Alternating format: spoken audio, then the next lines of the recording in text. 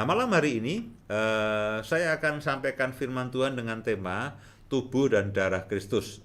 Ya, ini adalah awal bulan dan biasanya minggu pertama di dalam setiap ibadah, di dalam setiap gereja itu ada perjamuan kudus. Seperti minggu kemarin di dalam gereja kami juga ada perjamuan kudus.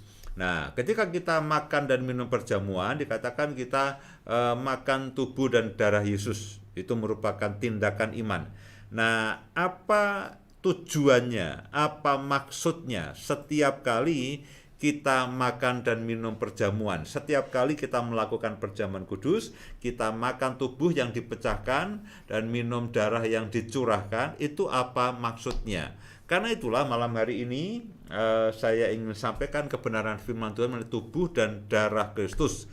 Karena bukan tanpa maksud Tuhan itu lalu mengadakan perjamuan dengan murid-muridnya dan mengatakan inilah tubuhku yang dipecahkan bagi kamu dan inilah darahku yang dicurahkan bagi kamu, makan dan minumlah. Itu bukan tanpa maksud, itu bukan iseng karena ini adanya roti ya sudah roti ya, padahal kalau ada martabak ya martabak, itu bukan begitu. Ini adanya anggur ya sudah anggur, mestinya air putih dan sebagainya. Tidak, itu semua memang dengan maksud yang spesifik. Nah, saya ingin bacakan satu bagian dari firman Tuhan yang ada di dalam Matius pasal yang ke-26. Injil Matius pasal yang ke-26. Saya akan bacakan untuk Bapak, Ibu, dan semua saudara dimanapun saudara berada. Dari sini kita akan mulai dan kita akan memahami apa yang dimaksud oleh Yesus ketika dia makan minum perjamuan bersama dengan murid-muridnya.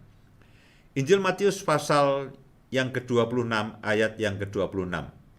Dan ketika mereka sedang makan, Yesus mengambil roti, mengucap berkat, memecah-mecahkannya, lalu memberikannya kepada murid-muridnya, dan berkata, ambillah, makanlah, inilah tubuhku.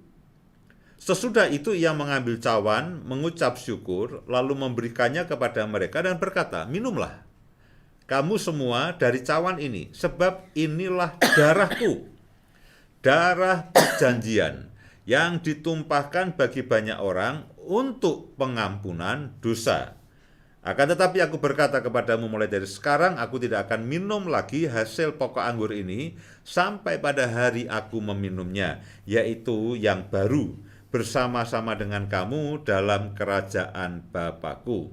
Yang pertama kita akan belajar mengenai tubuh. Ketika Yesus katakan begini, dan ketika mereka sedang makan bersama, Yesus mengambil roti. Lalu dia mengucapkan berkat, dia memberkati akan roti itu, lalu dia memecah-mecahkannya. Dia memecah-mecahkan roti itu, lalu diberikannya kepada murid-muridnya dan berkata, ambillah, makanlah tubuhku. Ya, makanlah tubuhku, inilah tubuhku. Nah, hal pertama yang saya ingin sampaikan kepada Bapak Ibu sekalian adalah ketika Yesus itu memecahkan roti. Dia meremukkan roti yang adalah lambang daripada tubuh Kristus bagi kita dan demi kepentingan kita semuanya.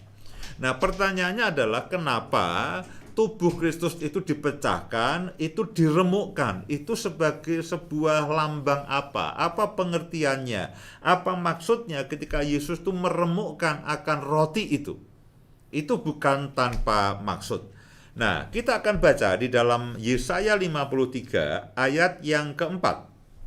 Yesaya 53 ayat yang keempat. Ketika Yesus memecahkan roti, apa maksudnya?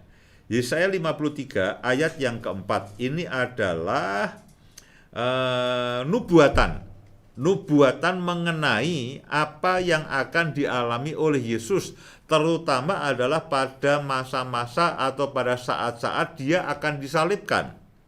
Nah, saya akan bacakan mulai dari ayat yang ketiga. Yesaya 53 mulai dari ayat yang ketiga. Ini merupakan nubuatan apa yang akan dialami oleh Yesus yang dituliskan oleh Nabi Yesaya. Ayat yang ketiga. Ia dihina dan dihindari orang, seorang yang penuh kesengsaraan dan yang biasa menderita kesakitan.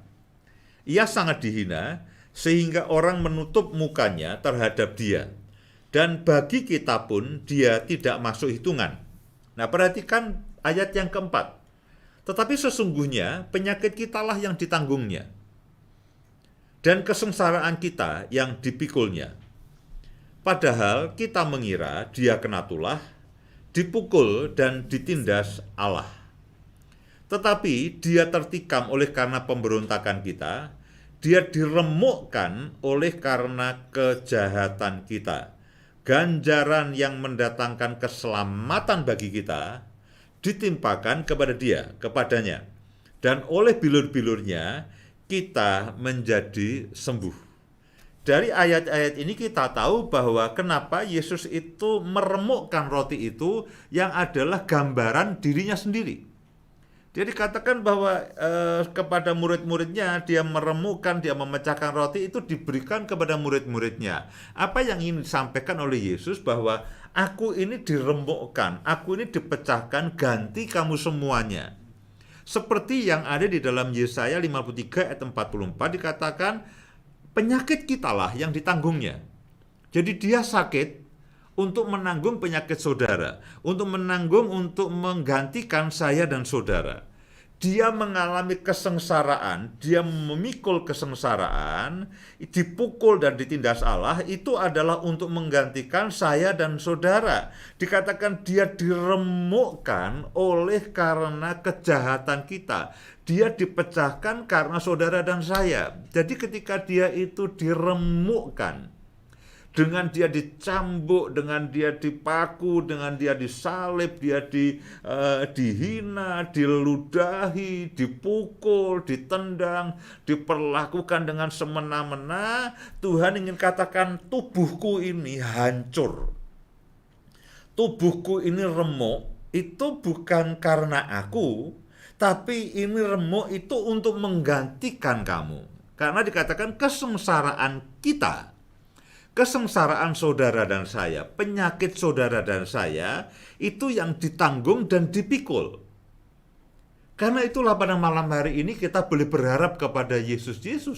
Berarti semua kesengsaraan, semua kesusahan, semua masalah, semua problem sakit penyakit, semua problem dari semua masalah keluarga, masalah keuangan, sebetulnya itu semuanya sudah ditanggung Yesus di kayu salib 2000 tahun yang lalu. Karena itulah saya dan saudara punya hak untuk menikmati penggantian ini. Saya dan saudara tidak perlu diremukkan, saya dan saudara tidak perlu disakiti, saya dan saudara tidak perlu ditikam.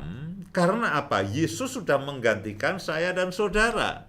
Itu semuanya karena pemberontakan kita, itu semua karena kejahatan kita.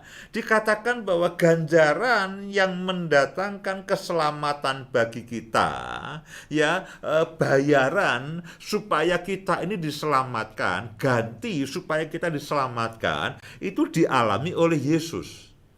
Yesuslah yang menanggung semuanya sehingga saya dan saudara, Bapak Ibu sekalian, itu mengalami keselamatan. Oleh bilur-bilurnya kita menjadi sembuh. Nah, itulah arti yang pertama. Kenapa ketika Yesus katakan inilah tubuhku yang dipecahkan bagi kamu.